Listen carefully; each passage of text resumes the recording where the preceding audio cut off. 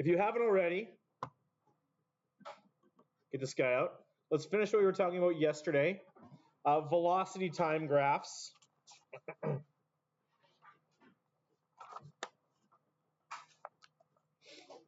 Let's see how this goes.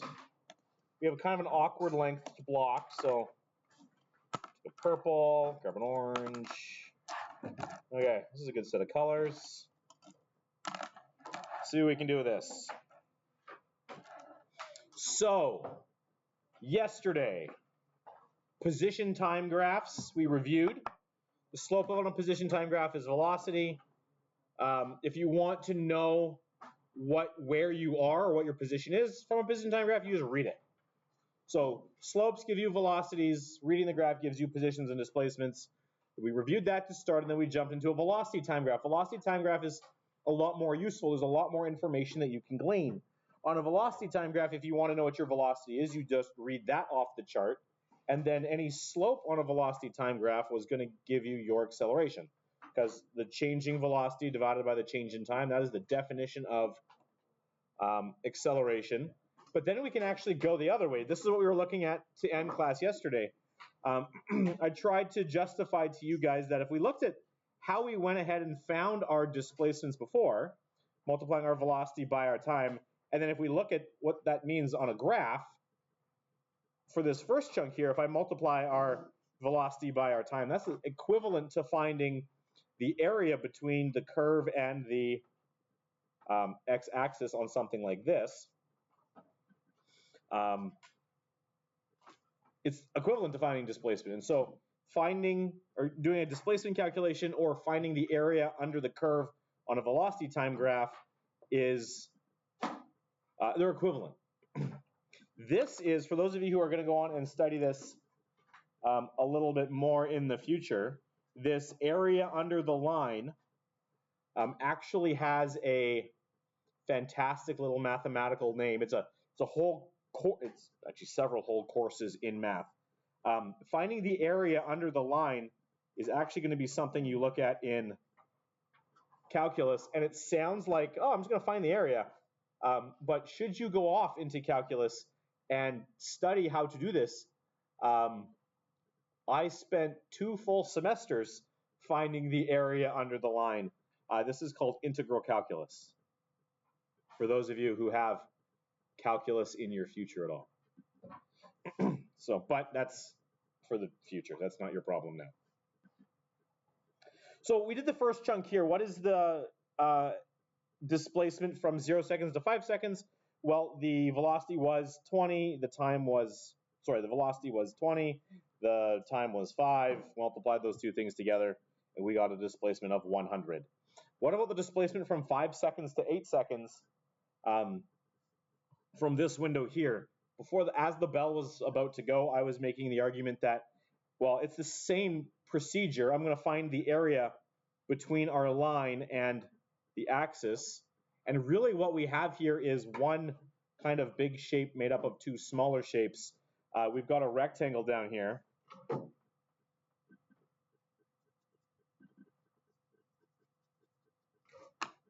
And we've got a triangle up here.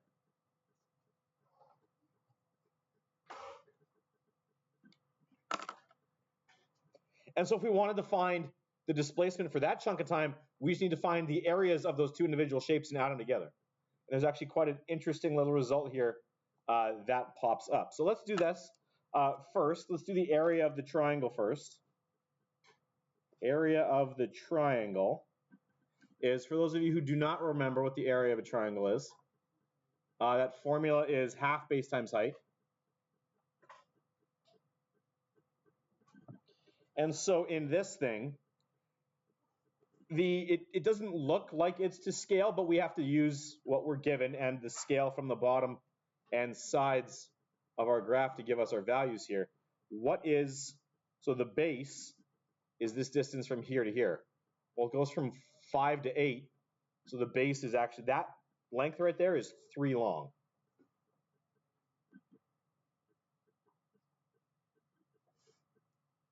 And we can put the units in there just to see that what we're doing here is going to be legit. That's 3 seconds. The height of this triangle is this distance here. And if we slide over so we can actually see the scale on the side, it goes from 20 here to 40 here. So that's a height of 20 meters per second. We can see that as we're multiplying these things together, our seconds are going to cancel, and it's going to leave us with units of meters. So units of meters means we have a displacement here. So then multiplying these three things together, 3 times 20 is 60, and half of 60 is 30. So that one's going to give us an area of 30 meters. And then this guy down here, the area of the rectangle, is still the same as we looked at yesterday. It's length times width. The length is going to be, actually, I mean, it doesn't really matter. It's a rectangle. It doesn't matter which one you put it. This is 5 to 8. We'll call that 3. The 0 to 20 is going to be 20. 3 times 20 is 60 meters. So then the displacement from 5 seconds to 8 seconds is just the sum of these two things. So D total is just going to be 30 meters plus 60 meters is equal to 90 meters from 5 seconds to 8 seconds. And while we're here, actually, I made a mistake down below. We'll go fix it in a second. Before we do that, though, there's an interesting result I want you to see here. I'm going to grab pink. Nope, that pen's dead. I'm going to grab pink. Sweet, this one works. Okay, so let's take a look at this in a little bit more detail here and generally. What we found was, so for the displacement total, I'm going to go back to these two formulas here and try and justify something for you here. So to find the total displacement for a shape that looks like this, I've got a constant acceleration, so a straight line here on the graph, giving me this triangle bit here, and I've got this rectangular bit here down at the bottom. If we look at adding those two things together, so displacement total, I can take it back to the original formulas, and this is going to be a length times a width plus 1/2 the base times the height. And now let's take a look at what these things actually mean. Well, what is the, if I look back here, the width, if I called this the width before, and if we look at what that actually is, if I look at the graph of my object, it starts here at 20 meters per second, it travels along at 20 meters per second for a while, and then it accelerates and reaches some final velocity up here. Well, this width right here, that's just VI. That's just the initial velocity our object started at. So this is going to be that W is our VI. The length is just the length of this rectangle here. That's just the time. So I've got a VI and a T multiplied together there. And we're going to add that to 1/2, and now I've got a base times a height. Well, what's the base here? The base here is a time. The height here is velocity. But if we look at a fun little expression here, I'm going to invoke something here. Acceleration is equal to velocity divided by time. So if I rejig this formula here, what this could look like is a velocity, or a final velocity, is what this is going to be equal to whatever your acceleration was times the amount of time you were accelerating for. So I'm just going to take this expression and shove it in there. And so we're going to get our total displacement is equal to a time times an initial velocity plus 1/2 a time times an acceleration times a time. I can rearrange this here a little bit, and I'm going to get D, our total displacement, is equal to VIT, the initial velocity, times the time you were traveling at that initial velocity, plus 1/2. I've got a t times an a times a t. I'm going to reorder this. I'm going to say 1/2 times a, and then t times t is t squared. That's one of our kinematic equations that just kind of pops out of the graph here.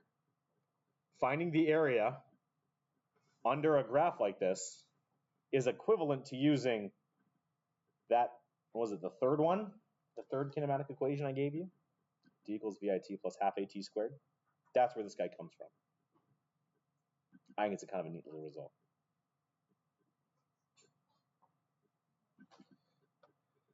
So if we expand this a sec, this is where I made a mistake yesterday with my units. I want to make a tweak on that. Down here, after 5 seconds, we said that the displacement was 100 meters per second. That shouldn't be meters per second. That just should be 100 meters north. So then after 8 seconds, if I want the displacement after 8, that's just going to be equal to the displacement from 0 to 5 plus the displacement from 5 to 8. So the displacement from 0 to 5 is 100 meters north. The displacement from 5 to 8 was 90 meters, also north. So then if I want the total displacement for this entire graph, it'll be 190 meters north. When you're using a graph like this, we want to make sure that we're actually using the scale on the side here. So if at any point a line had gone down underneath the x-axis, you'd still work between the axis and the line that you've gone to. And then any numbers down here would just end up being negative. So I will leave you to play with something like that here in a little bit. Questions on the finishing of all of this?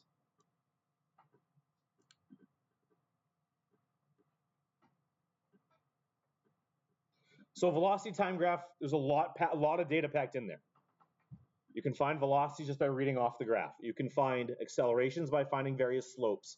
And you can find displacement off these things by finding areas under curves or areas between the curve and the x-axis using values you've got here on the side. Questions, comments, concerns? Are there none? Okay. If there are none, let's take this thing a step further, shall we? Okay, here we go. Flip the page. Now that we've got a few different sets of graphs, we've got velocity, displacement, and we could make an acceleration graph. There's no reason why we couldn't. We can start converting between these styles of graphs to give us just so much information. And so here's what we're going to do here. We're going to look at, and the title for this page is going to be Converting Between DT, VT, and AT graphs. And we're going to take a look at what this means. For those of you who thought you left graphing behind in math class, you were sorely mistaken. Here we go. So, let's take a look at how we jumped here before. Just as a bit of a review, on a displacement graph, if we found the slope, that would give us our velocity. So finding slopes at any point on a displacement graph is actually going to give us what our velocities are at a given period of time. On a curved graph, we said, well, a curved graph is accelerating because the slope is constantly getting steeper, which means our velocity is constantly increasing. And if we look at what this means, so if I took a slope, for example, right here, to find the velocity at that point, we're going to use what kind of line again? A tangent line. So I'll just rough sketch in a tangent line. At that point, we draw our tangent line, we put down our rise, our run, we get our slope, and whatever the slope is here, that's going to be equal to whatever the velocity is right there at that point on the velocity time graph. At this time here, we put a tangent line. The slope of that is, at the same time on the VT graph, going to be equal to this value. We could do that at each one of these points. At this time, I could throw another tangent line down there. I could find the slope of that tangent line. Whatever this slope is going to be this velocity on the velocity time graph. And the timestamps on these things are equivalent. If this is 1 second, that's 1 second. If that's 2 seconds, that's 2 seconds. The slope here will give us a velocity measurement there. Likewise, we could do the same thing up here. If that's our tangent line, the slope of this guy is going to give us our velocity measurement at that point right there. And so we've put all these things kind of anecdotally together. Oh, what am I doing? Nope, that's wrong. This slope is going to give us that velocity. We can see on a curved line the slopes are increasing. This thing's got to be accelerating. On a velocity time graph, we can say, okay, well, these velocities over chunks of time give us this idea that our velocity is increasing. Increasing velocity means the thing's accelerating. We can find the slope of this mess. The slope of this entire line. This blue slope. And then the measurement of that is going to give us our acceleration. Slopes on a displacement time graph give velocities. Slopes on velocity time graphs give accelerations. And then whatever that value is, that slope is going to be that line right there. But we can also go backwards. You good? Put the math away.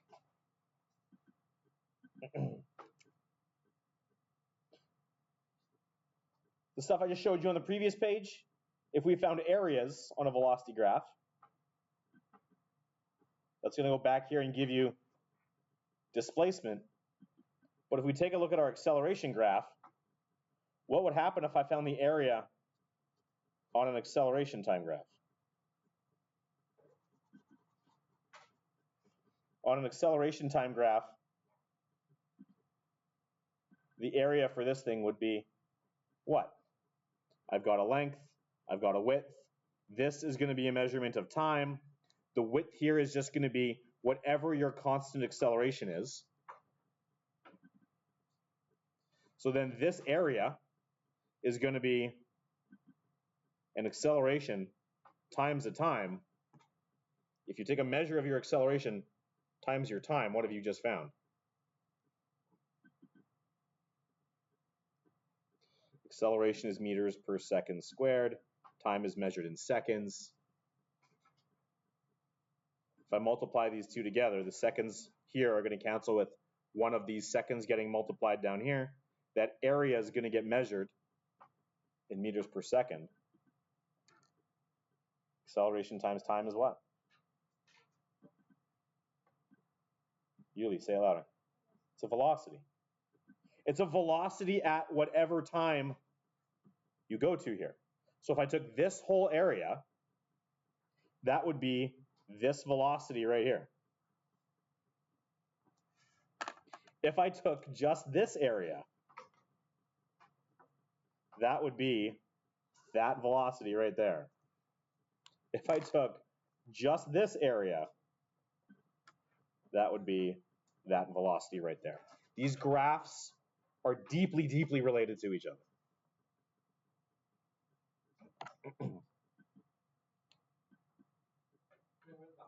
Yep. Okay, let's dial it back here a second. Let's say I got something like this. Let's draw some simple ones and talk about what they mean. On a displacement time graph, let's say that's my line. What does that line mean on a displacement time graph?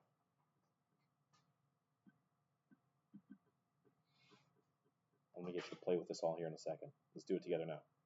What does a line that looks like that mean on a displacement time graph? Yulin. Moving at a constant speed. How do you know?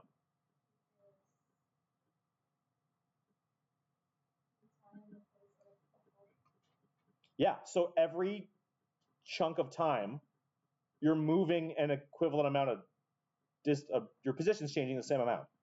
So here we've got a constant slope. So what that means here is you've got a constant velocity. Your velocity isn't changing for a line that looks like this. And we can say, well, your velocity here is positive. It's constant and it's positive. You're moving in a positive direction. If your velocity is constant, what's that going to look like on a velocity time graph? Your velocity is constant, sorry? It's going to be flat. Whatever this value is here, it's going to give you a flat line here. You've got a constant velocity. The slope is going to be equal to 0. So if the slope is equal to 0, what does that mean physically? In the real world, which means you have no what? No acceleration. 1 second is 1 second. He beat you. Okay. So then what's the acceleration graph going to look like? A straight line up gives you a flat line non-zero, but 0 acceleration is going to give you a line that looks like this. It'll be flat at 0. You have an object that's not accelerating. Let's do something slightly more interesting. Okay, on this bottom one here, put a mark in between the first two. And put a mark between these two. And I want you to try as best you can, put a dot right at that point.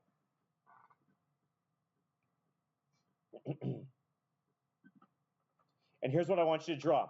I want you to draw a line that curves up to that point.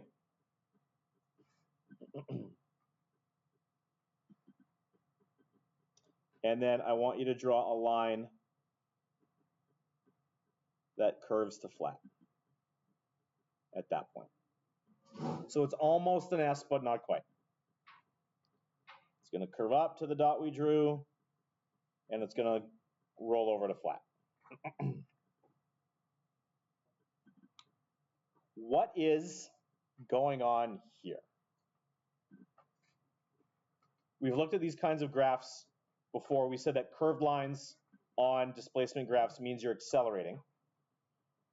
What is happening to the curves on a graph that looks like this? Or the slopes to the curves that have on a graph that looks like this?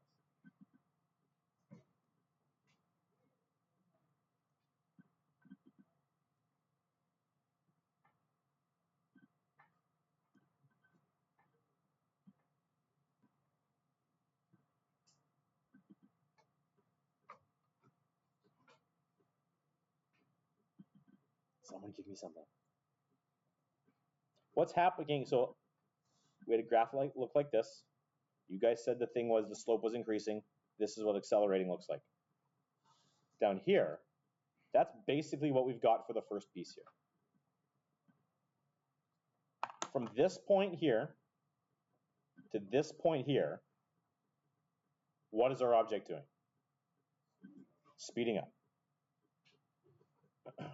At this stage, we're always going to assume that acceleration is constant, because if it's not, we can't do it. So it's going to make our life a lot easier here. If we have to assume that acceleration is constant, then what is this portion of the graph going to look like on a velocity time graph? It's going to be linear. Can you be more specific? Is it going to be linear flat? Is it going to be sloped up? Is it going to be sloped down? Be sloped up. We've got an object that's speeding up until this point. So we can go over to our velocity graph, put the mark. We don't know what, without finding the slope, we have no way of knowing what that velocity is. So we're just going to ballpark. We'll say it has a slope, looks like this. At this point here, the line is at its steepest. So what does at the steepest portion, what does that mean for our velocities?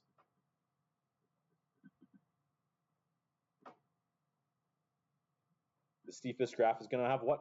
It means what? Yuli, you whispered something. It's the maximum velocity.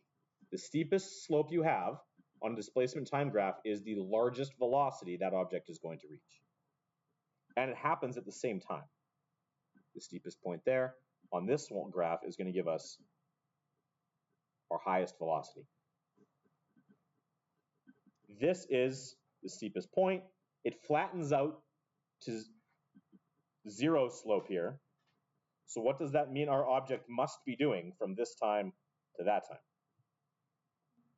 It has to slow down. It's sped up for this portion. It slows down for this portion.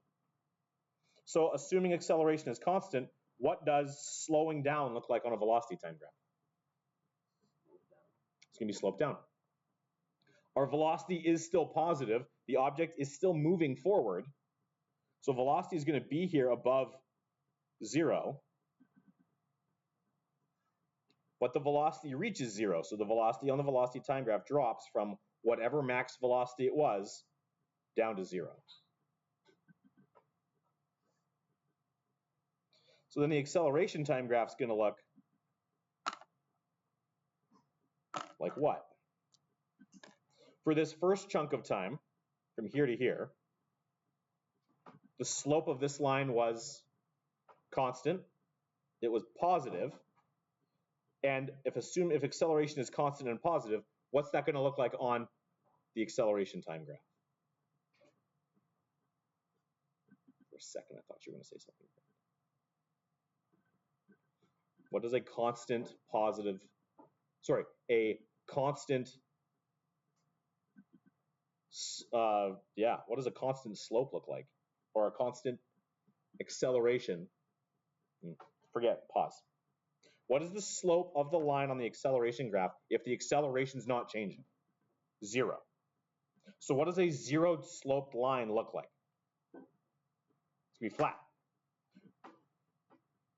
I don't know what the acceleration is. I just know that it's not 0 because it's this here means that acceleration is positive. So it can't be 0. And we have to assume it's constant. So it's going to have to be that constant positive acceleration. Here, the acceleration is going to be what? It's going to be negative. So where am I going to put a constant negative line on an acceleration graph here? I need to extend our axis down. And this guy's going to look like this. At this point, the acceleration changes direction. It was accelerating positively. Now it's accelerating negatively.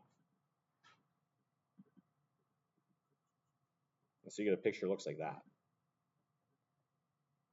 Constant positive acceleration, constant negative acceleration.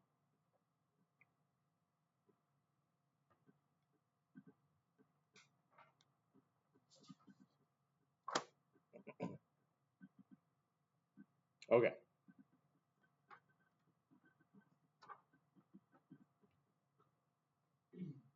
You need to play with this, and I'm going to come around and help where needed, because we're falling asleep as I've been talking to you for several days. So here's what I want you to do. Flip the page. Find me this guy. I'm going to do one example off this page to show you what I'm getting you to do. And then I'm going to free you to play with this stuff till the end of the block. This block ends at 222. Where's my app? 1:15. Cool. We got lots of time. There we go. Which one of these looks the grossest? Which one do you want me to demonstrate? There's 4 of them there. Each one of these represents a separate question. Pick one for me to do. The third one? Okay, let's do it. So these graphs give us values. We can start to calculate some of this stuff. So if I've got, so this whole top row here, these are all displacement versus time graphs. What the question is asking us to do is to convert this graph into a velocity time graph for the exact same scenario. Sorry? Okay. So one of the things to recognize is the timestamps are all going to be the same. Something is going to happen here at 0. Something's going to happen here at 2 seconds. Something's going to happen here at 4 seconds. And something's going to happen here at 7 seconds. These graphs are 2 different representations of the exact same scenario. So anything that happens at a time on the displacement graph, something is going to be noted at the exact same time on the velocity graph. Question is what? Well, we said for a displacement versus time graph, you can find displacements by reading them off, or you can find velocities on this graph here. You can find velocity by finding the slope. Well, each one of these has values, so now we can actually go ahead and find some of these slopes. What's the slope of this portion of the line right here? Well, it goes from here to here. We draw the triangle, we get a rise, we get a run. What's the rise from this point to that point? Almost. Nope, you were warmer at 4. It's the opposite of 4. It's negative. Because you're starting here at time 0, and you're dropping down here as you move over in time. You drop 4. So this guy's going to have a slope of -4. That's going to be equal to -4 over, the run is 2 seconds. So -4 over 2 is going to have a slope of -2.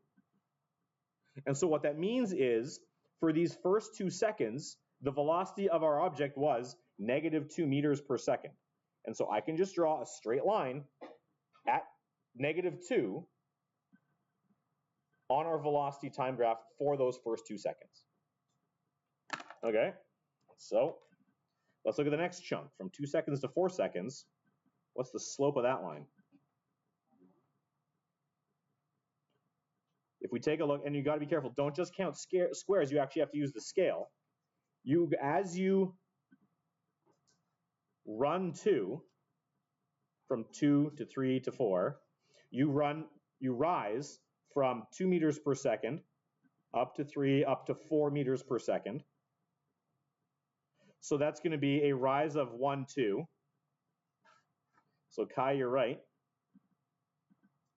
The slope there is 1, and the slope a positive 1, and the slope on a velocity or on a displacement time graph gives you the velocity. So from 2 seconds to 4 seconds, we have a velocity of 1.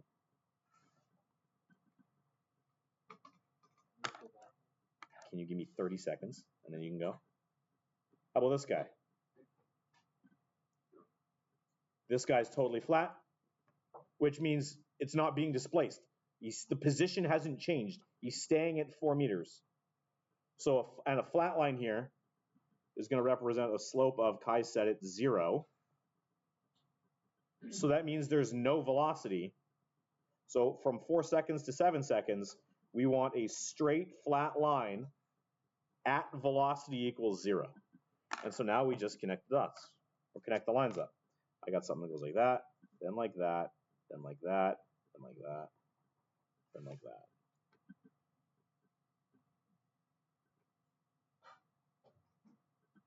Marcus, you can go to the washroom, so you got that copy then.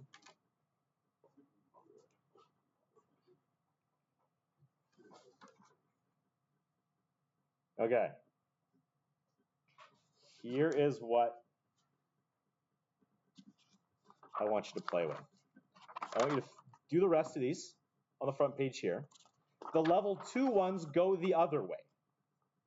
The level 2 ones say, okay, here's a velocity graph. What does the displacement look like? I'll do one of these examples.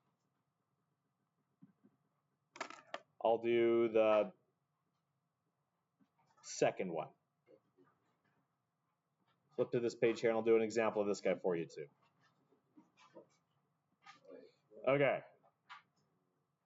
On a velocity graph, if I want to take a velocity graph and go back to a displacement graph, what do I have to do?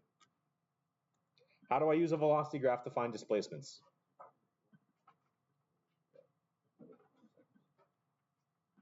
We just did it, guys. I know it's after lunch. We're tired. But we're also tired first block, and then you're hungry right before lunch. And then you're tired because it's the end of the day and you got burned out in third period. So give me something, guys. Raina, wake up. Raina, wake up. Emma, can you push Raina gently? Wake up. But you didn't hear me when I called your name 3 times. How do I find displacement on a velocity time graph? We just did it. 4-letter word starts with an A. No, it's not acceleration, Kale. It's the area. To find the displacement on a velocity time graph, if I want to go from velocity time to displacement, I'm looking for areas. Areas between our line and the curve. Okay, we'll take a look at this. We have an object where they give you a starting point. On each displacement graph, or position, displacement graph, they give you a starting point. So if I'm going to do the second one as an example here, what is the area between the line and the x-axis for this first line here? Sorry? Say it louder. Yes, you have to go to Yuli to, yes, you're right. It's 0. It's on the x-axis. This thing right here has an area of 0. Area equals 0. It's on the axis. So, what does that mean? Well, it means that our object's not moving. So for these first 2 seconds, the displacement hasn't changed. What's the area for this next chunk of time? From 2 seconds to 4 seconds, what's happened? Now I've got a rectangle. Area of a rectangle is length times width. The length is, from 0 to 3 is 3. From 2 to 4 is, so this is 3. This is 2, so then what's the area here? 6.